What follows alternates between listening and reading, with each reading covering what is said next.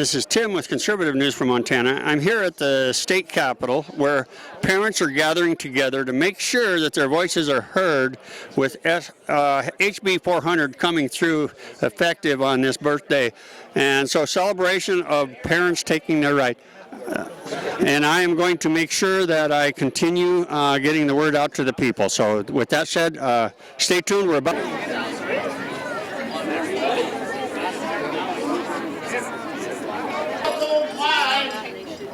We're going to sing a song, an honor song, and have a quick dance that's going to be less than 5 minutes.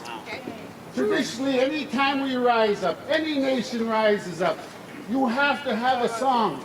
You have to have a song. Wow. Amen.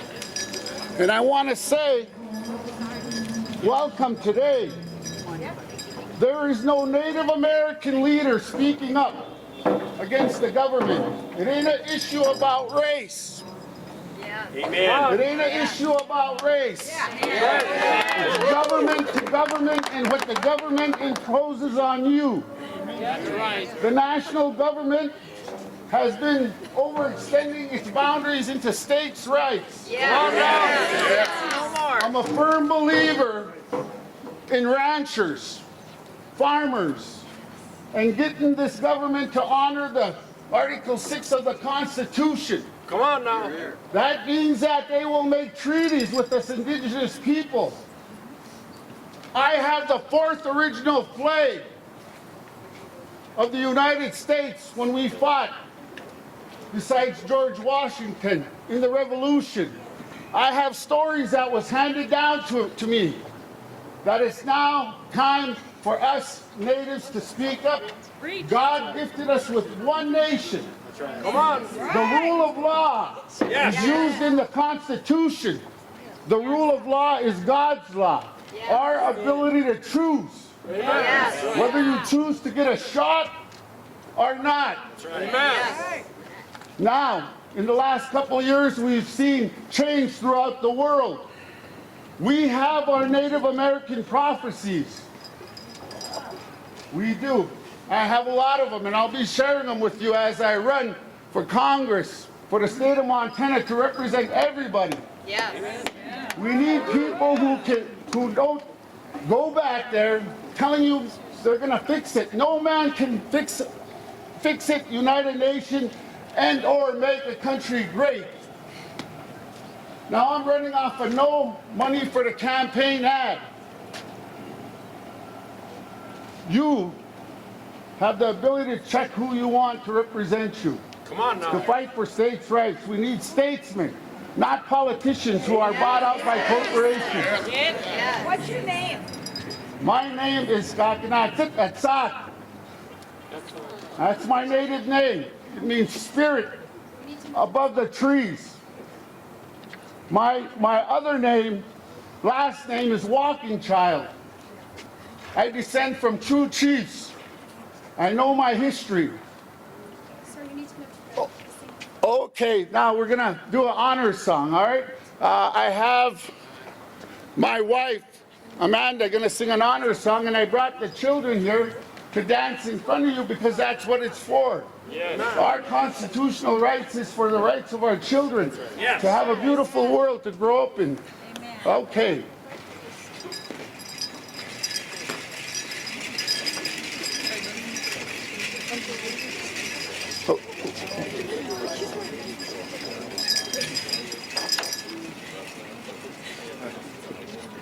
You ready? Are you on record? No. Oh. All right. You gonna come dance, Beeson? Out here. This is a dance for all of us. That's right. Remember, constitutional rights.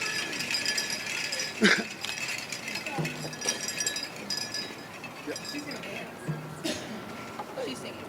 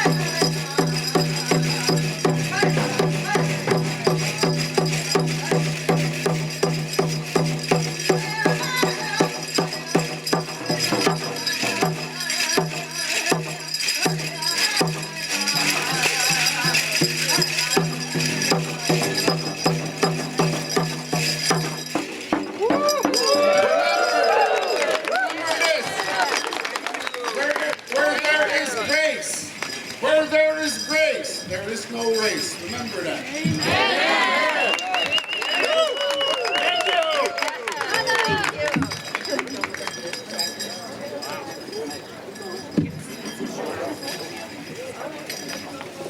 If you're going to speak from the podium, we need to take this microwave away.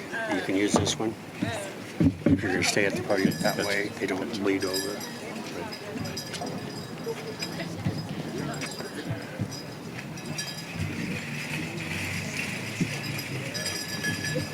Thank you for that great song. Hello, Montana. Welcome. We're glad you're here. I'm Steve Bostrom. I was recently chaplain for the Montana Senate. I've been asked to pray as we begin this. So if you pray, please pray with me. Father, Son, and Spirit, triune God, you made us like you. You made us so we appreciate personal dignity and real unity. To some of us, you've given the gift of children.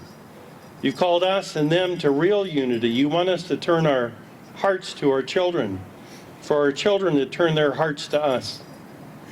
But some of our children face great challenges, and we're trying to help. Lord, help us. Jesus, help us remember when you were in a distant land outside of Israel. A woman from that land whose daughter was greatly troubled came to you, and she shouted, "Have mercy on me, O Lord, Son of David. My daughter is severely oppressed." Jesus, you knew her faith was strong, so you didn't answer her. You knew she was up to the challenges you would soon give her. You knew we needed to see her patient faith despite her crisis. Then your disciples asked you to send her away because she kept screaming. Really? Then you finally answered her, but you did not give her what she wanted. Another difficulty, but with persistence, she knelt before you and again asked for help. Jesus, you put her off with this answer: "It's not right to take the children's bread and throw it to the dogs." But with great humility and faith, she answered, "Yes, Lord, but even the dogs eat the crumbs that fall from their master's table." Lord, we wonder, did she know she was asking the one who provided manna in the wilderness for millions of Israelites every day for 40 years? Did she know she was asking the one who'd been born in Bethlehem, which means the house of bread? So appropriate, because in just a few more days, you would take 7 loaves and a few fish and have more than enough to feed 4,000 men and additional women and children. Jesus, you said, "For the bread of God is he who comes down from heaven and gives life to the world." And you clarified, "I'm the bread of life." You knew that she had faith in you. She believed that behind the crumbs she humbly asked for was a bakery warehouse filled with bread. And she knew you, Jesus, were the key, and she was right. The Bible tells us you answered her, "Oh, woman, you have mega faith. Be it done for you as you desire." And Matthew records her daughter was healed instantly. Jesus, like this mother who long ago came to you, today we come to you asking for our children's well-being. Too often we forget to pray. You've told us to pray first, and so we're praying now. Hear our prayers for our children. You've told us that some issues require prayer and fasting, and this may be one. Give us grace to pray and fast as you call us. How else will hearts be changed? Paul quotes Isaiah warning us that the wicked do not know the way of peace. Jesus, help us pursue peace when it's possible. Thank you for this legislation we celebrate today that honors parents. Help us parents be worthy of that honor. Jesus, may you use this legislation for good.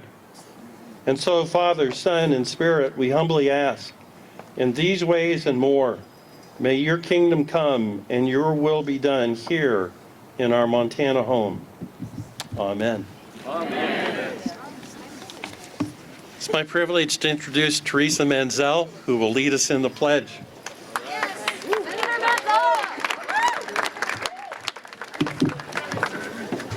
All right, please follow me in the pledge.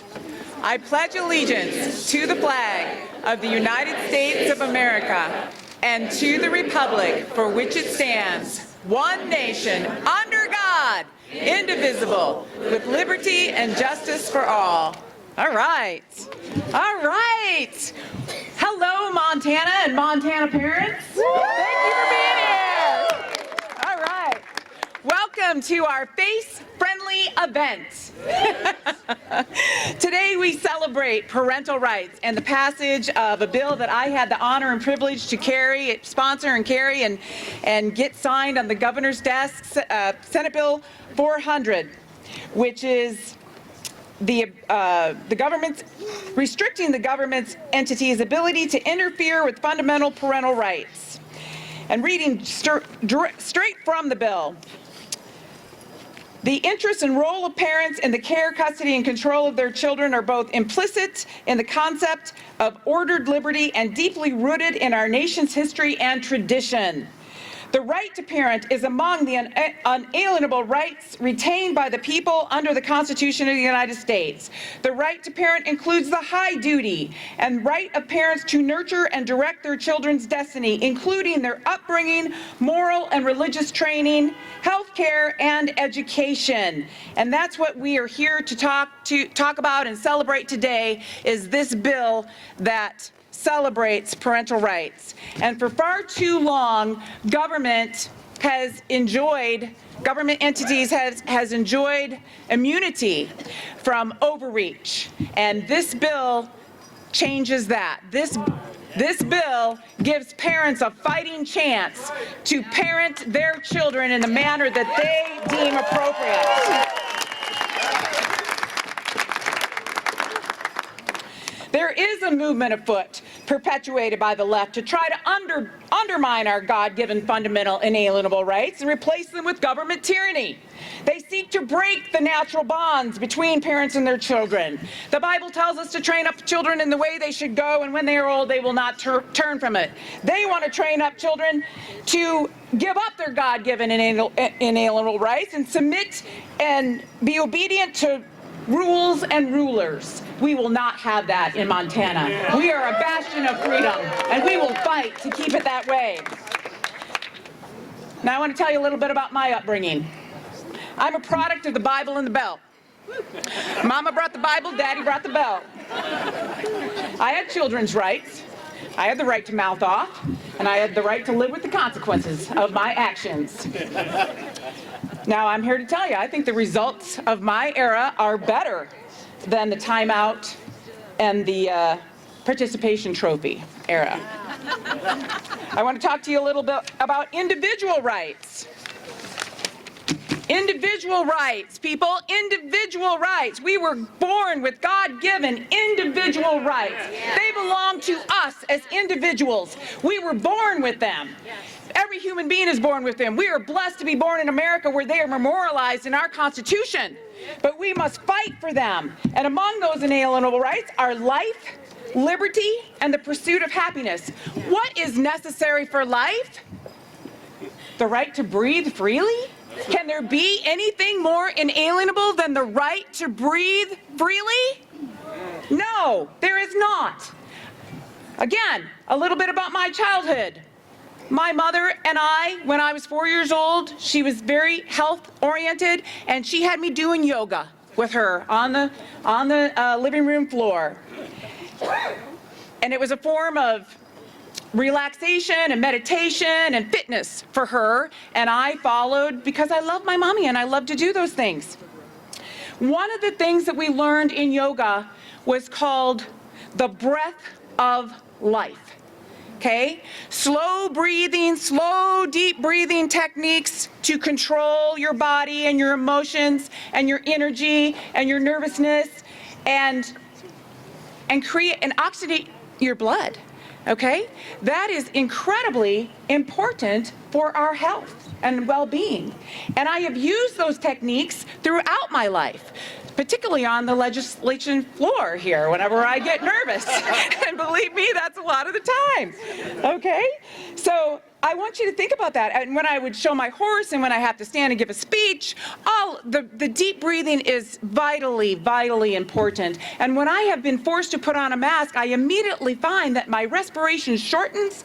I become closed in. It affects my whole psyche is demented by this mask, this face diaper. Yeah, so we have to protect our children's right to breathe freely. Now, real quickly, the opposition who's opposing us today, they have sent out an email calling this a broadside attack. Parental rights is a broadside attack is how they've characterized this. Are we attacking anybody? No. Are we standing up for our God-given parental rights? Yes. Thank you. Thank you. Fresh air. Absolutely, the right to fresh air. The bill isn't a slam dunk. You still have to take the government to court and win on this. Okay? So, I mean, it was all I could do to get this bill passed. It took 2 attempts to get it passed. But we got it passed. Thank the good Lord for that, and thank the Republicans. Woo! And thank the governor for signing it. And thank Elsie for her help on the whole thing. So with that, I stand with you. I will fight with you. I will fight for parental rights, and we will protect our children together. But you've got to want it, and you've got to own it, and you've got to take the school boards to task. Okay? Now with that, I would like to introduce a young man who I had just the pleasure of meeting here the other day, Jason Melinda. He's here to talk a little bit about a different bill, but in the same vein. So I'm just going to let him tell you about it. Please come up, Jason.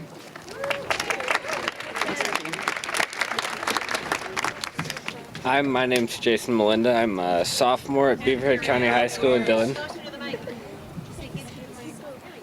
I'm a sophomore at Beaverhead County High School in Dillon, and I've been a member of Patriot Guard for 3 years, been involved with NRA, VFW, and American Legion for longer than that, as long as I can remember. And since I've been in school, we've been saying the Pledge of Allegiance in schools.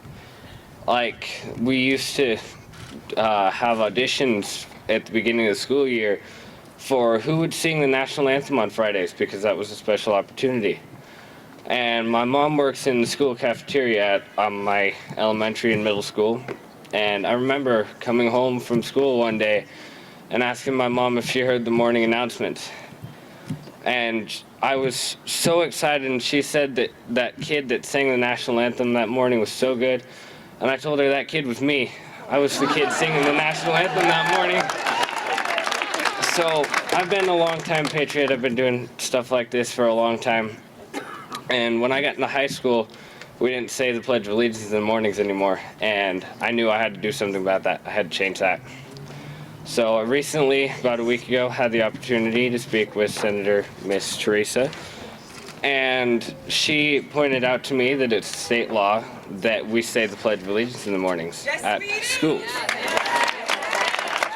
So I took that information to the superintendent principal of my school.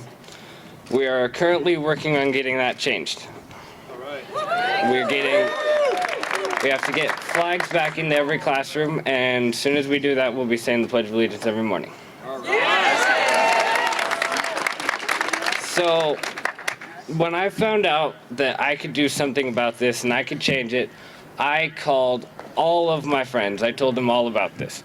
And there was one friend specific that didn't want me to do it because he says he didn't respect the flag anymore. And I asked him why he didn't respect the flag anymore, and he says, because I don't believe the people that are running the country are doing it right, and that's the reason we respect the flag. So I told him, we don't respect the flag because of the people that are running our country. We respect the flag for the people that held up the flag so that we could have our freedoms, like the freedom to not wear a mask. And I think the least that we can do is stand up for a couple minutes in the mornings and respect the flag that they stood up for.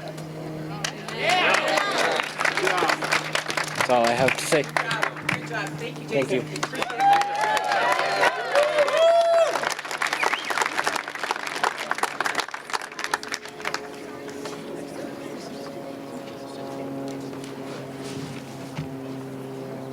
My name is Scott Jablonski. I'm from Great Falls. I'm here to talk about, kind of one of the loves of my life, my wife. She is a teacher at one of the schools in Great Falls. Now, our teachers get handed so many different things with these kids. Every day, these teachers endure so many hardships that these kids have to bring and hold onto their shoulders at our schools. Our teachers are the ones that hold them together. They are the ones that hold those relationships. They are taught from the day they start teaching to have a relationship with these students. Now, if we don't have that relationship, everything breaks down. These kids start to seclude themselves. They stay away from people. When these masks came about, these kids broke down. Our teachers could not hug them, could not smile at them, could not do everything that they have done in the past that we've always been taught to do. We have been so personal on a human level that we can't do that any longer. With a mask in the schools, our kids do not get to see what our teachers are showing back at them. This is wrong in every sense of what has gone on. Our teacher unions, our school boards have gone over the line. They have done too much.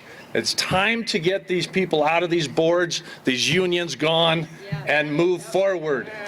Our kids deserve more from us as parents, from grandparents, from aunts and uncles and brothers and sisters. We need to stand up. It is time for us to move forward and not backwards. We are not to segregate our kids any longer. Those that don't want a mask, those that feel that they need the mask, so be it. This is a choice. This is America that we live in. We do not live in that era that we had to segregate everybody. We are a one people. That is it. Nothing more. We are who we are. That is all we need to do and fight for it. If we can't do that, then why are we all on this earth? My wife, as a teacher, again, those relationships need to stand. We cannot have a relationship with our students if we can't see their faces, if we can't hug them. If they're having a tough day, who are they going to go to if they can't do it at home? They run to the teachers because that's who they trust. And if we can't see their faces, we can't hug them, then why? This mask has to go. The school boards have to go. The union needs to go. Thank you.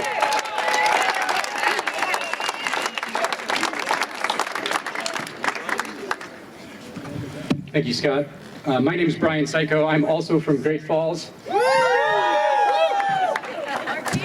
You should know me on a couple of different ways this morning. The first is as a parent. I've got two boys that attend CMR in Great Falls. And with my wife, Shelby, we open our home as foster parents. And so we've worked with the school system on all kinds of levels. Over the last year, I've witnessed drops in GPAs. I've witnessed depression.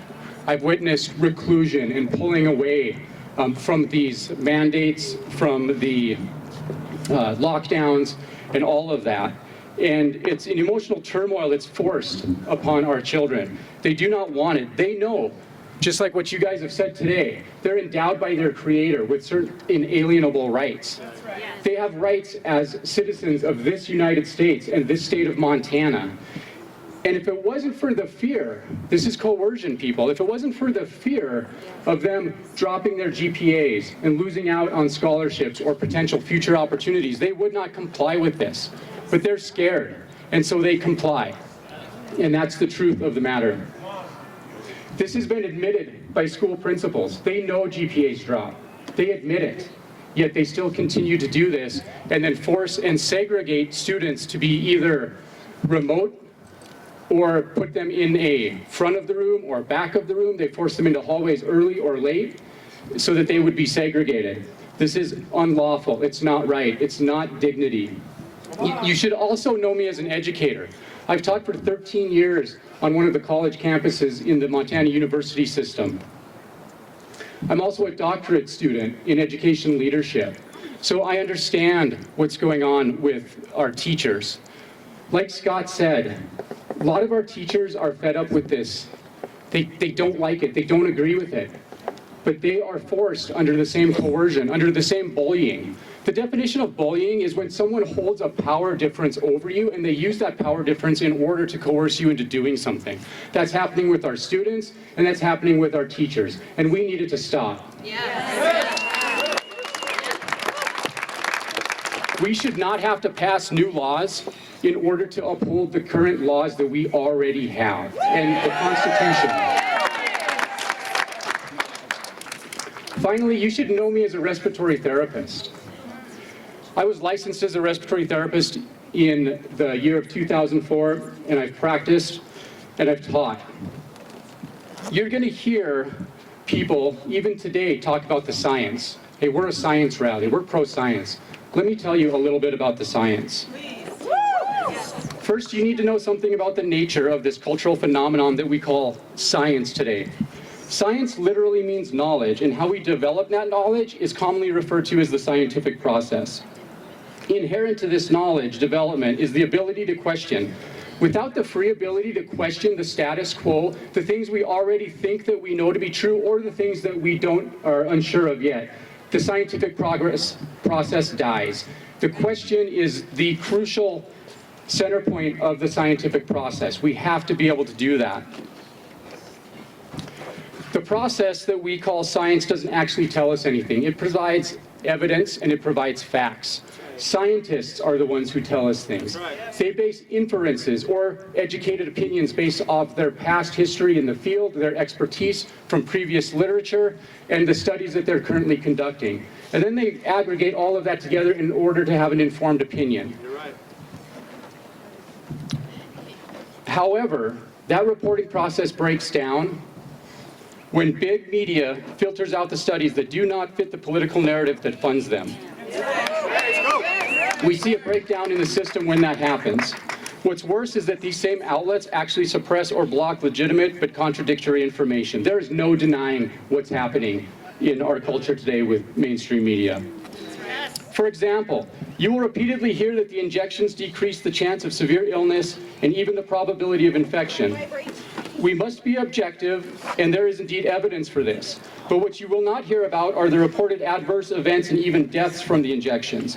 You won't hear that the recent military mandates, that there are reports of young, previously healthy men that have died, and other young, previously healthy men coming down with myocarditis, which will get them out of the military and cause lifelong health issues. They will no longer be able to serve because of this.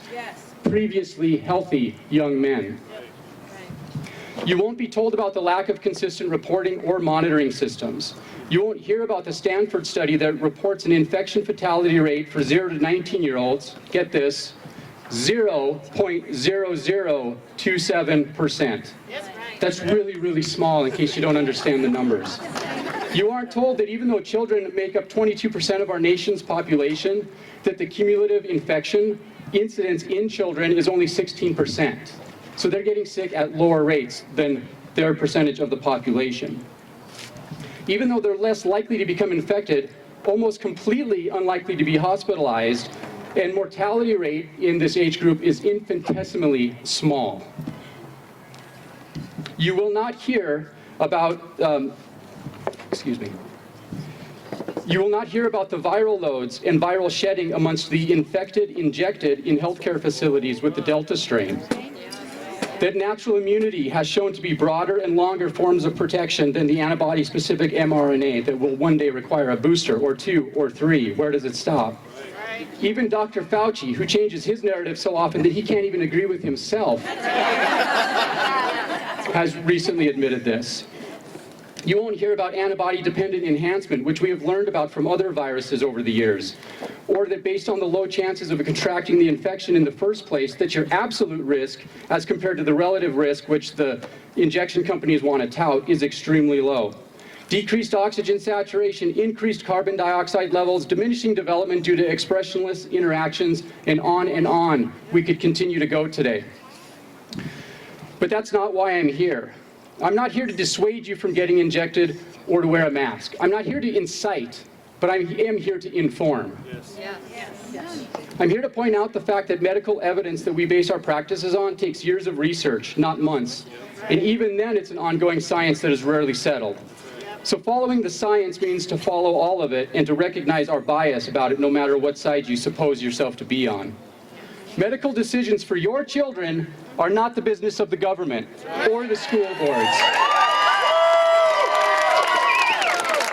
I'm thankful for our lawmakers that will stand up for that right. You should show that support when you vote. That is how we change things. All it takes for you to lose everything is simply to do nothing. For parents, teachers, and principals out there, you have a voice and you have time. You have a responsibility to use that voice and that time to protect these rights for our kids. You will choose to spend your voice and your time doing all kinds of things these next few weeks. Are those things more important than the present and future rights of our children? I don't think so. Finally, for the students, you, under your parents' guidance, are in control of your lives. Do not be fooled into believing anything else. All it takes for you to stand up is to simply not sit down. Educate yourselves and your friends about your rights as citizens of this country, just like this young man here today is doing as an example for us all. Do not cower. Do not cower to the tyrants who would wrongfully force medical interventions upon you. Finally, be kind, be respectful, be gracious, and do not compromise on your values. The end of the matter when all has been heard is this: fear God. Keep his commandments, for this is the whole duty of man. For God will bring every deed into judgment with every secret thing, whether good or evil. May God save and bless this nation. Thank you very much.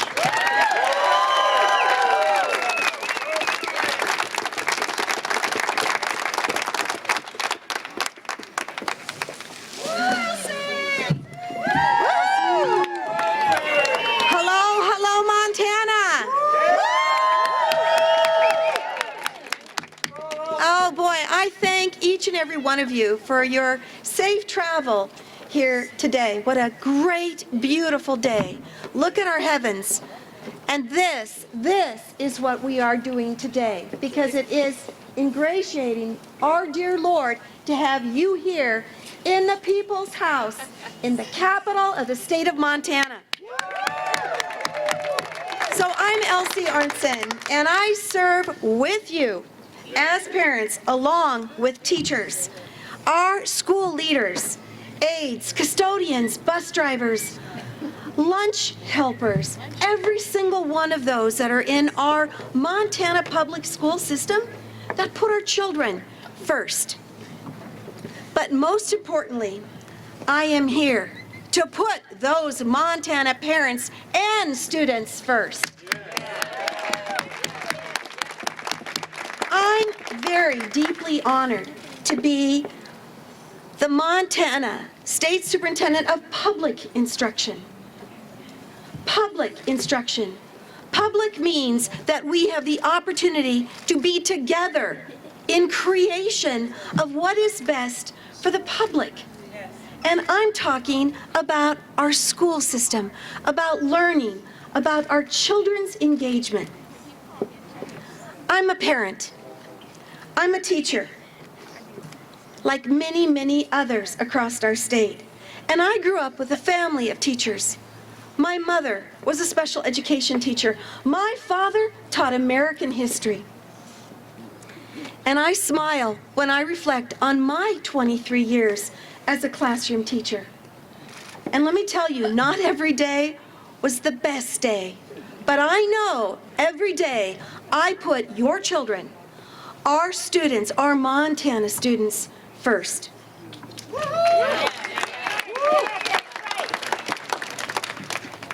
So there are first lessons that come from our parents. They are the first teachers of our children. These first lessons are discipline, ethics, the respect of life, gratitude, service, and the value of education. These are the foundation of our Montana values. Our state is filled with discord that ignores this common sense discussion of these values. And these values are inherent in our people. In our people that were our first people, our indigenous people. My fourth generation family, our generations, the people that are here right now, as well as our young people, our future, our Montanans. Stress and problems from our society and shifting values pose great challenges to each of us, to each of our families, to each of the systems in Montana. And this past year and a half has been personal to each of us. We can all agree that this has been challenging times, right? We can all agree. But no one wants our children to be in the center of any of these challenges. That's right. We want to protect our children. And who does that protection better? Our parents do. What I have witnessed this last year and a half in my role as state superintendent is heartbreaking. It is so challenging to have the witness from our children. A special needs student that is prevented from entering a public school building, threats to our children being left at a public bus stop, and I have consoled students that have been bullied by both adults and students alike in many of our communities. I stand a lot in my role as one of the constitutional officers, and especially in public education, and I talk about the values of local control. Local control is the heart of our public school system because each community, each public school in that community is that heart. Local control demands respect. Local control, though, is respect when parents are respected.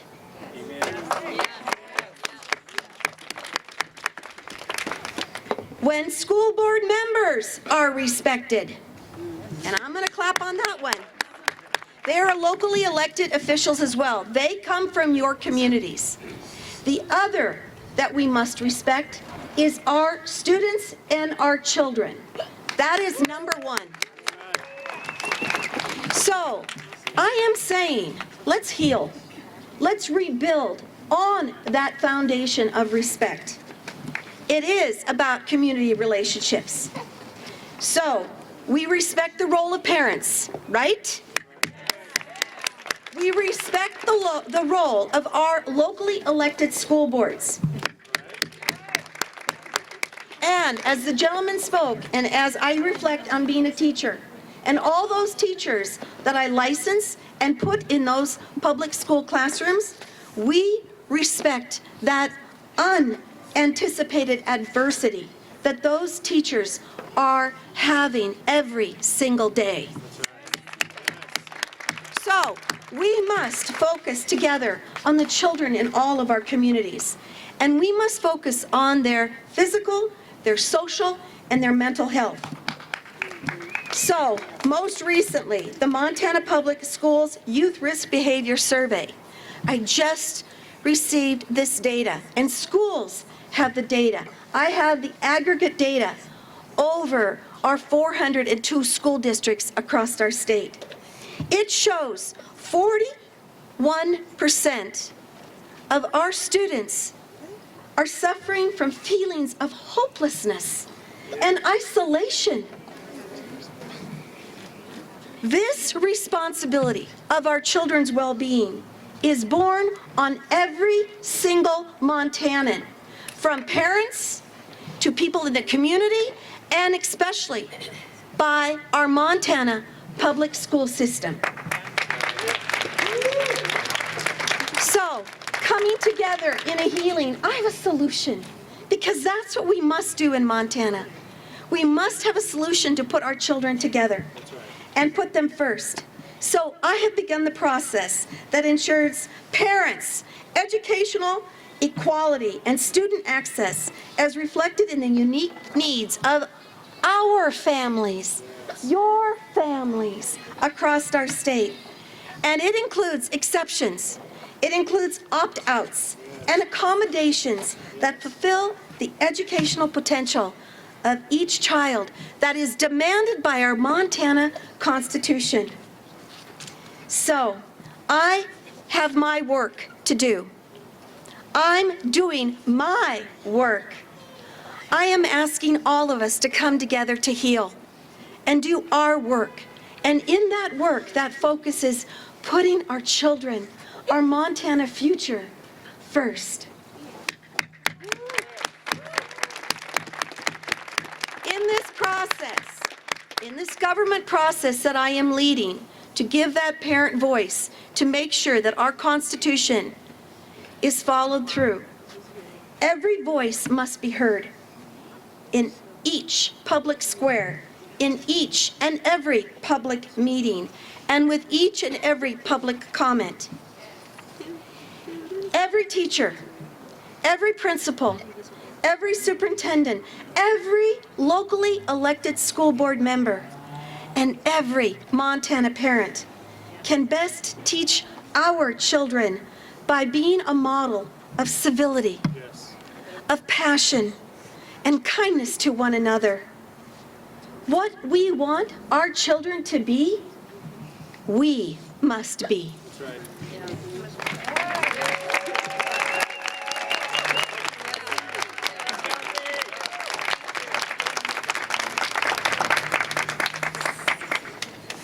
Man, I just want to thank everybody for coming out today. It really means a lot to come across the great state of Montana, traveling from miles and miles away. I came up from Bozeman. I know there's people from Great Falls, from Billings, from even farther away. My name is Cheryl Tuscan. I'm the State Director of Montana Parents' Rights in Education. I'm a grassroots activist, and I am standing here today to say that, yes, parents should have a say in the education, healthcare, and mental health of their children. I'm here to say that I don't co-parent with the government.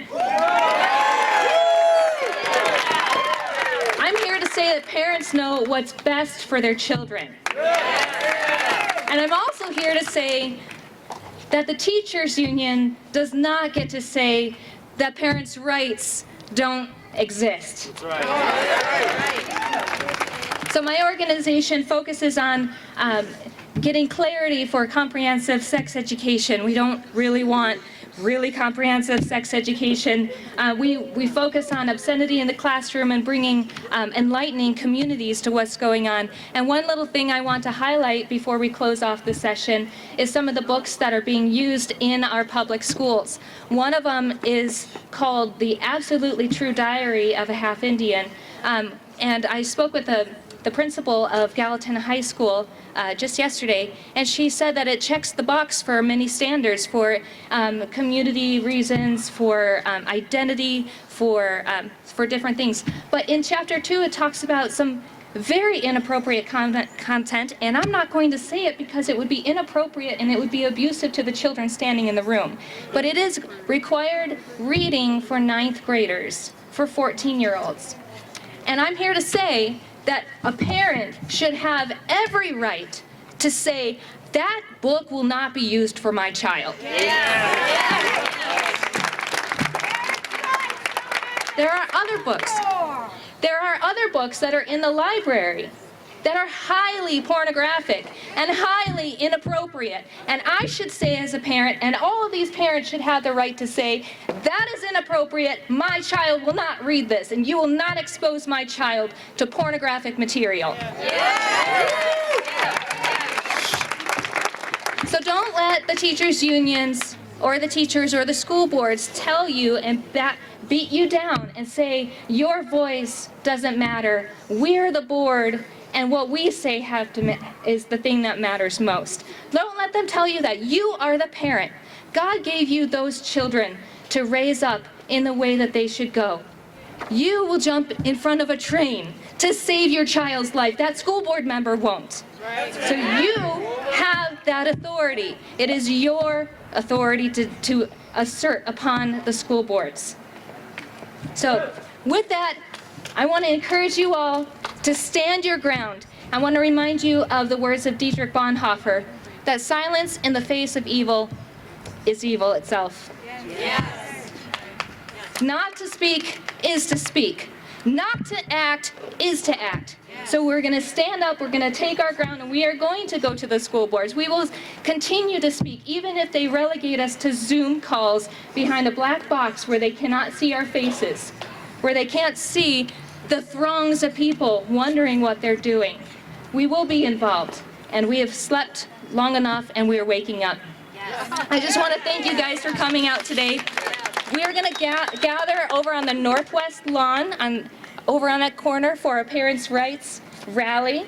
Come meet us, come chat with us. Thank you so very much for coming.